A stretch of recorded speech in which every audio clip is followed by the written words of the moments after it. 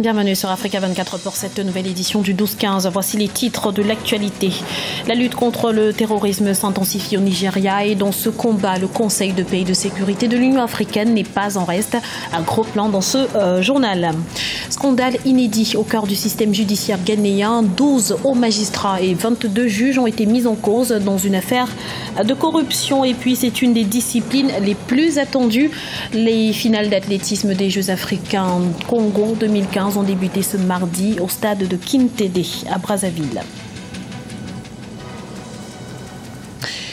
Mais tout d'abord, c'est un tournant. Le président du Nigeria, Muhammadu Buhari, s'est dit prêt ce mardi à amnistier des prisonniers de Boko Haram contre la libération des lycéennes de Chibok. Le kidnapping des 276 jeunes filles dans l'état de Borno en avril 2015 avait provoqué, nous vous le rappelons, une vague d'indignation à l'échelle internationale. Et parallèlement, le gouvernement nigérian se donne les moyens de rétablir la sécurité sur l'ensemble de son territoire. Aux moyens militaires importants s'ajoutent la coopération et le partenariat sous-régional. Voyez ce reportage de notre correspondante à Folake, en Lilloyer, commenté par Deokracias Podo. La lutte contre le terrorisme reste l'un des défis sécuritaires du Nigeria. Il y a quelques semaines, l'armée nigérienne a affirmé avoir les moyens et les capacités militaires de venir à bout du terrorisme islamiste qui sévit dans ses frontières. Le Conseil de paix et de sécurité de l'Union africaine considère pour sa part que cette lutte doit être menée de manière concertée et intégrée. Nous saluons les efforts du gouvernement du Nigeria dans cette lutte. Nous nous félicitons particulièrement du partenariat entre le Nigeria et ses pays voisins. Il est très important que le Nigeria continue ainsi, car cette lutte est difficile. Le Conseil de paix et de sécurité des Nations Unies a la possibilité d'assurer la paix et la sécurité n'importe où dans le monde.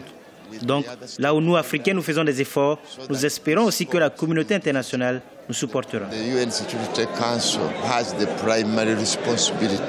Même en dehors de toute situation de lutte antiterroriste, la collaboration entre la communauté internationale et le Nigeria semble satisfaire les autorités politiques du pays. Le vice-président du Nigeria l'a réaffirmé au cours de la rencontre entre le Conseil de paix et de sécurité et les communautés économiques régionales lundi à Abuja.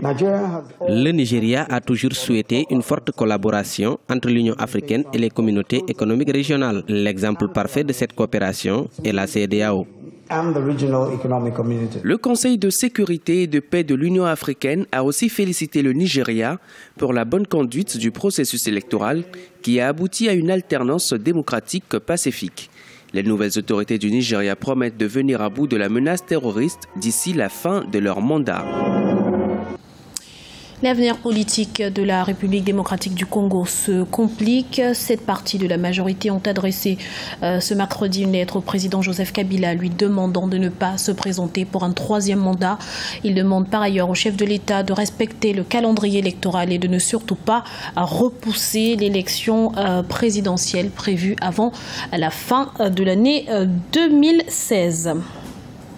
C'est le plus grand scandale de corruption au Ghana. Une enquête a été ouverte contre 34 juges soupçonnés de corruption. Une situation qui remet donc en cause la crédibilité de certains jugements. Les explications d'Idolette Mirabel Bissouf. Les autorités ghanéennes enquêtent sur 34 juges pour corruption et extorsion de fonds dans le plus grand scandale de corruption qui ait jamais frappé le système judiciaire du Ghana depuis des décennies. 12 hauts magistrats et 22 juges ont été filmés par un journaliste d'investigation et ce dernier a par la suite publié l'enregistrement aux autorités et a demandé de démettre ces fonctionnaires de leurs fonctions. Sur le papier, les conditions de travail des juges peuvent sembler attrayantes, mais ce n'est pas du tout le cas.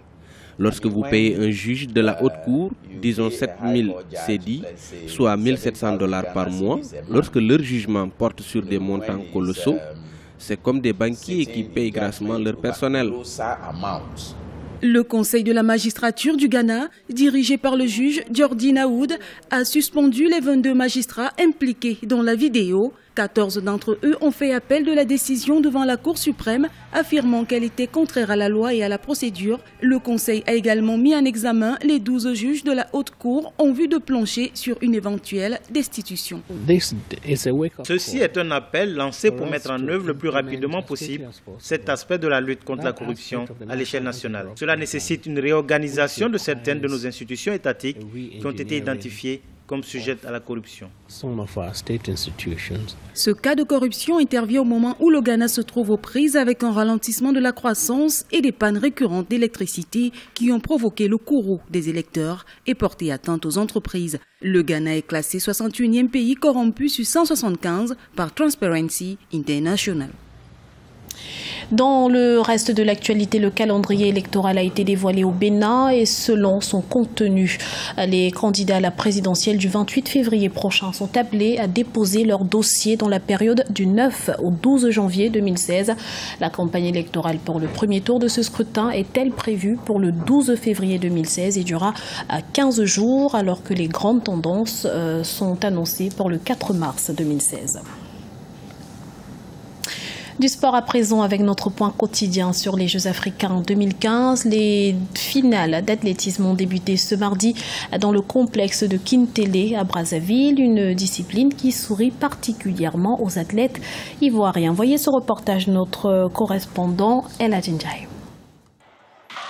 Les finales des diverses compétitions en athlétisme ont eu lieu ce lundi 14 septembre au stade de l'unité du complexe sportif de la Concorde. Les 100 mètres, 800 mètres et 1500 mètres en passant par les triples sauts ou les 110 mètres haies.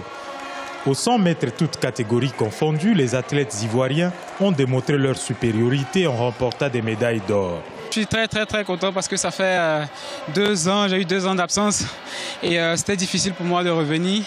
Et je reviens et puis je gagne le championnat. Je suis très content. C'est juste une joie pour ma première médaille d'or au niveau africain. Je suis vraiment très contente vu que j'ai travaillé toute l'année pour ça. Donc voilà, c'est une joie et puis je dis merci à Dieu.